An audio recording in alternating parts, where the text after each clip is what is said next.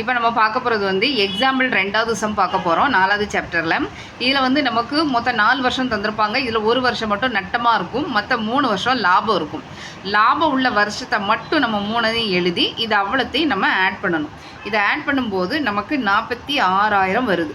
இதிலேருந்து நட்டம் நமக்கு எவ்வளோ கொடுத்துருக்காங்கன்னா 6,000 கொடுத்துருக்காங்க. இந்த 6,000த்தை நம்ம இதில் கழிக்கணும். கழிக்கும்போது நமக்கு வரது தான் மொத்த லாபம். இப்போது மொத்த லாபம் கிடச்சிட்டு அடுத்து நம்ம செகண்ட் ஸ்டெப்பு சராசரி லாபம். சராசரி லாபத்துக்கு ஃபார்முலா மொத்த லாபம் பை ஆண்டுகளின் எண்ணிக்கை. மொத்த லாபம் நம்ம 40,000 கண்டுபிடிச்சிருக்கோம், அதை 40,000 போடுங்க. ஆண்டுகளின் எண்ணிக்கை 1, 2, 3, 4 நட்ட வந்த வருஷத்தையும் சேர்த்து தான் நம்ம போடணும். இதை வகுக்கும் போது நமக்கு 10,000 கிடைக்கும். இதுதான் சராசரி லாபம். அடுத்து நற்பெயரோட ஃபார்முலா சராசரி லாபம் இன்று கொள்முதல் ஆண்டுகளின் எண்ணிக்கை. சராசரி லாபம் நம்ம 10,000 கண்டுபிடிச்சிருக்கோம். கொள்முதல் ஆண்டுகளின் எண்ணிக்கை நமக்கு 5ன்னு நமக்கு கணக்கில் தந்திருக்காங்க. இதை ரெண்டையும் நம்ம பெருக்கும்போது நமக்கு 50,000 வரும். இதுதான் ஆன்சர்.